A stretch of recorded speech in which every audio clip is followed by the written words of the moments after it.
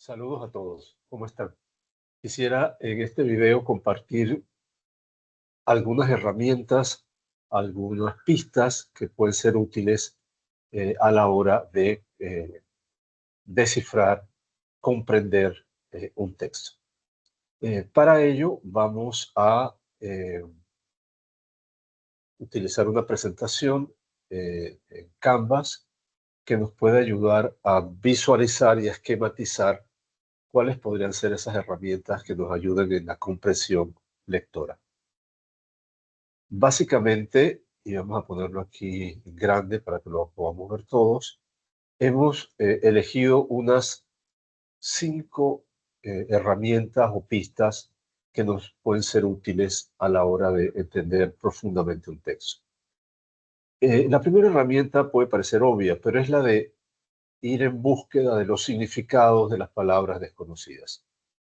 Descubrir el significado de aquellas palabras que desconocemos con la herramienta básica que la cultura lingüística ha creado para ello, que es el uso del diccionario, en nuestro caso el diccionario de la lengua española, el cual podemos encontrar además en la aplicación digital, bajándolo gratuitamente, por ejemplo, a nuestro celular.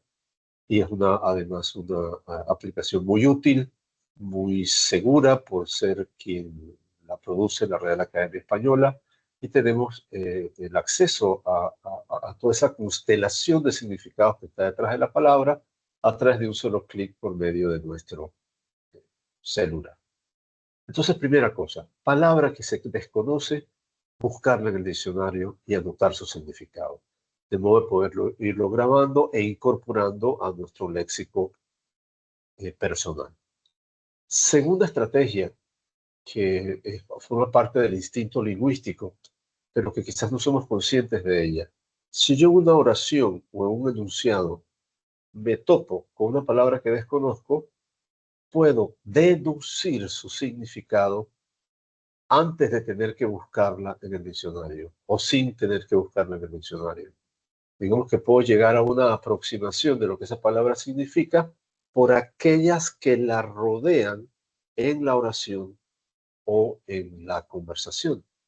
Si yo encontrara una palabra como conflagración y no sé que se refiere a lucha, a combate, a un enfrentamiento, eh, probablemente lo puedo deducir porque alrededor hay palabras como arma, violencia, muerte, defensa, ataque. Entonces yo digo, conflagración debe ser una forma de referirse a una guerra, a un acto, una batalla, ¿no?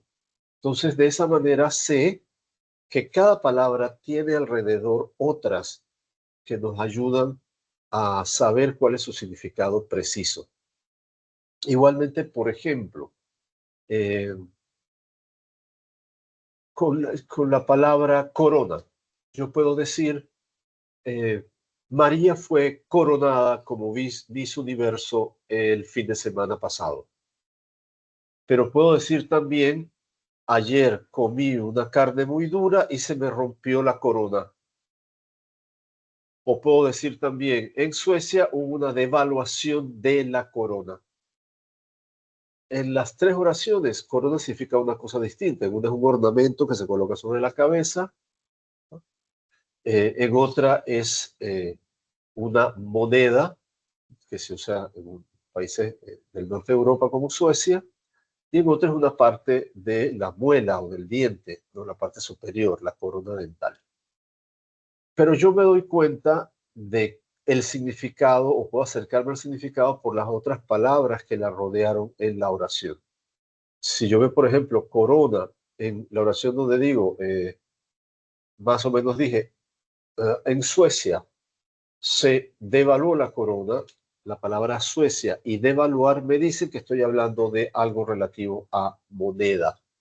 Entonces ya puedo ubicar su significado aún antes de precisarlo con el diccionario.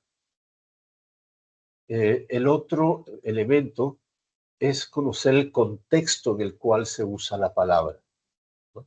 A veces necesitamos una explicación de tipo histórico, a veces es una explicación de tipo cultural o religioso, para saber el sentido que se le da a una palabra. O sea, básicamente conocer como el conocimiento que está detrás o alrededor de ese término para poder hacerlo comprensible.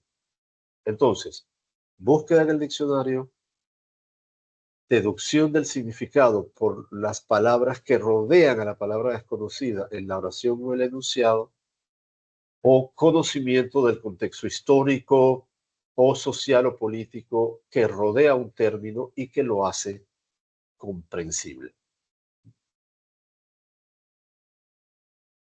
Otro, otro mecanismo, otra herramienta que podemos utilizar para comprender mejor un texto es el de la lectura anotada, que es muy sencillo, pero básicamente lo que dice es que hay que ir tomando nota, ir tomando apuntes de aquello que vamos descubriendo en el texto, sea a nivel personal como lector, por ejemplo, tus dudas o lo que sientes o las ideas que te surgen al leer determinado texto. Entonces puedes ir haciendo un mapa de tus reacciones lectoras o de tus aprendizajes, y el registrarlo te permite, uno, que no se te olvide, dos, profundizar en ello y también compartir con los demás tus descubrimientos de lectura. Pero también puedes anotar aquellos elementos que necesitas precisar o necesitas investigar eh, en ese proceso de lectura.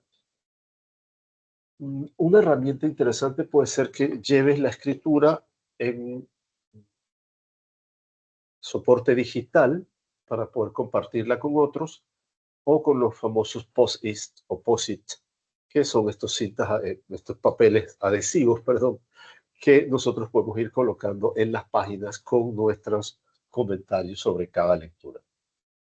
De alguna manera, además, la escritura siempre potencia más la conexión de redes neuronales y por ende ayuda a que leamos cada vez mejor. Entonces, luego de descubrir el significado de las palabras desconocidas y de la lectura anotada, también podríamos poner en práctica el esquematizar. Va de la mano un poco con el anterior. Mientras vas escribiendo mediante círculos, cuadrados, triángulos, fechas, puedes ir, por ejemplo, registrando la trama de los acontecimientos que se narran en ese cuento, en esa novela, o de las ideas que se van exponiendo en ese ensayo. Trata de darle forma gráfica a lo que pasa en el texto. ¿Qué pasa primero? Luego cómo se desarrolla, luego cómo concluye, o si el autor expone primero sus ideas de un modo breve, luego las va desarrollando poco a poco y al final introduce una conclusión. Pero darle forma física, visual, a lo que está en el texto. Esquematizarlo permite comprenderlo y entenderlo mejor. Y también te permite, por ejemplo, focalizarte en aquellos aspectos que se te pueden estar pasando solo con la simple lectura. Anotar y esquematizar ayudan para comprender. Otro aspecto que debes prestarle atención a los textos, sobre todo si son narrativos, es al de la existencia de esos seres que realizan las acciones narradas, en otras palabras, los personajes. ¿Quiénes son los personajes, al menos los personajes principales? Anota sus nombres, describe brevemente cómo son físicamente, cuál es su personalidad, qué acciones realizan. Realiza, digamos, un esquemita de sus características directas e indirectas, lo que ellos hacen concretamente y lo que se dice de ellos en el texto. De este modo tienes un mapa de quiénes son las figuras principales a las que les tienes que prestar atención en esa historia que se te narra, ¿no? Y por último, fíjate dónde y cuándo ocurre la historia. También si es una comunicación, digamos, ubicada en la realidad, como puede ser un ensayo, fíjate desde dónde habla el autor, en qué país se encuentra, en qué ciudad y qué está pasando en el momento en el cual te habla, desde qué época se construye la historia, porque entonces puedes ir a las referentes de enciclopedias o libros de historia para conocerla mejor. Si yo estoy estudiando, estoy leyendo una obra de la época de la Revolución Francesa, lo más probable es que si quiero comprenderla a fondo me iré a algunos textos de historia sobre Francia y específicamente sobre el hecho de la Revolución para poder tener las referencias claras y entender las distintas ubicaciones o hechos de los cuales me narra el libro. Entonces, repasemos estas 5 herramientas. Primero, buscar a través del diccionario, por deducción o por investigación contextual, los significados de las palabras que desconocemos.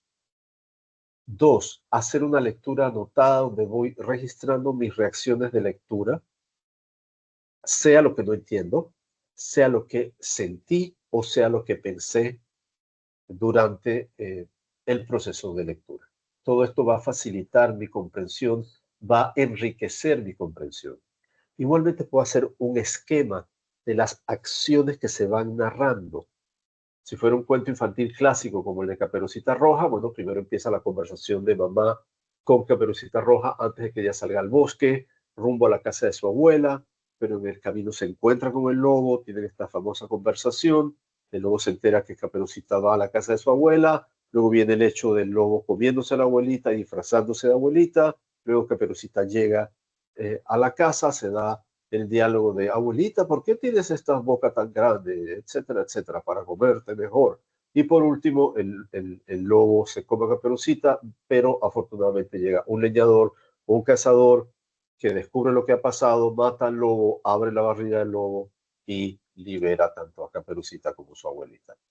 Esta secuencia de sucesos, eh, al ser esquematizados, se vuelven visibles y es mucho más fácil entenderlos e incluso sacarle jugo a la historia. Igualmente, el describir las características de cada personaje me los hace asequibles, me los hace cercanos, me dice que yo realmente he entendido quiénes son y de qué va la trama que van planeando. Entonces, delinear brevemente las características de los personajes me ayuda a acercarlos y a comprenderlos mejor. Y por último, el espacio y el tiempo son elementos fundamentales en los cuales la obra transcurre o desde los cuales se nos plantea una serie de ideas o de sentimientos.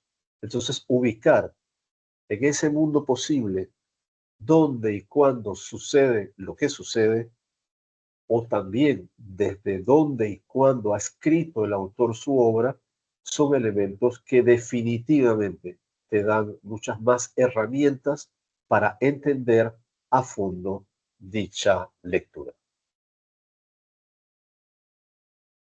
Tenemos entonces, con estas 5 herramientas, ojalá impulsos importantes, positivos y útiles para comprender mejor lo que leemos.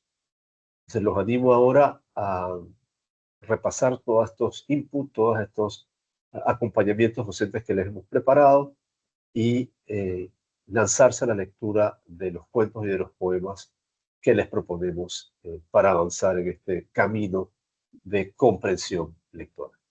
Muchas gracias, saludos a todos.